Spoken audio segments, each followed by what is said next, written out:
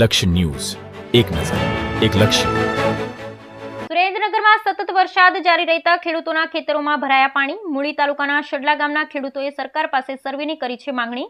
કપાસ, તલ સહિતના પાકોને થઈ રહ્યું છે નુકસાન. ખેતીવાડી વિભાગના અધિકારી સર્વે કરવા ના આવતા હોવાના ગામના ખેડૂત આગેવાનો દ્વારા આક્ષેપ. અસરગ્રસ્ત ખેડૂતોને ઝડપથી સહાય ચૂકવવામાં આવે તેવી કરવામાં આવી રહી છે માંગણી. Bureau report Brijesh Trivedi, Surendranagar.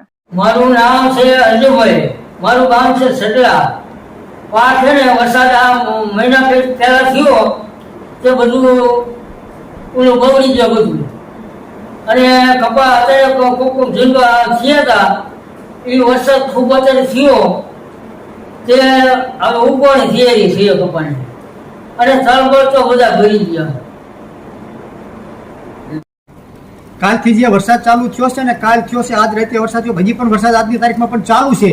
અને ચાલુ વરસાદમાં અત્યારે જે ખેડૂતને કપા બચ્યા હતા ને વાંહે એમાં 5-7 ઝીંડવા હતા. 5-7 ઝીંડવા જે ફાટ્યા હતા ને એ ઝીંડવામાં પણ અત્યારે કપાઈ છે. કપા મહિના 2 દિવસ પછી એ પણ કપા ઉગાવવાનો છે. અને આજ અમારે 1 મહિનો થયો વરસાદ બંધ થયો, એ હજી આજ સુધીમાં એક પણ સર્વે કરવા હડલા મલકા કોઈ પણ માણસ આયા છે, અને ખેતીવાડી અધિકારી એક પણ સર્વેમાં. અને જે માણસને આવ પાયમાલ થઈ ગયેલા છે એવા પણ કેટલા ખેડૂત છે અમારા ગામમાં. અને સાહેબ અત્યારે આવે આનું સાહેબને દેખાડી શકું કે તમે જો આ ખેતર કે આ સાચું બોલે છે, ખેડૂત ખોટા છે. અને તમે અત્યારે પણ જોઈ શકો છો હજી બીજું કે અત્યારે જે કપાની પોઝિશન છે ને એ કેવી પોઝિશન છે. હું તમને અત્યારે દેખાડું છું હકાલિયા, એટલે તમે જોઈ શકો એટલે તમને ખબર પડે કે કપાની શું પોઝિશન છે. કપામાં હકાલિયામાં શું અત્યારે નીકળે છે તમે જોઈ શકો છો.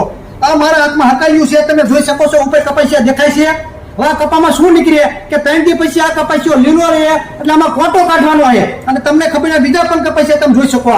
એટલે તરદાન ખેડૂતને પાયમાલ થઈ જવાના છે. અને આ સરકારે 1 રૂપિયાની સહાય ચૂકવી નથી. ખોટા બાંગા વાતો કરે છે. સહાય ખેડૂતને ચૂકવવાની છે. ઉદ્યોગપતિને કરોડો રૂપિયા માફ કરવાના હોય, ખેડૂતને સીસી લોન 2 લાખ 3 લાખની જો ઈ માફ કરવાના સરકારમાં તેવું ના હોય તો સરકારને રાજીનામું દઈ દેવું પડે બધા ધારાસભ્યોને.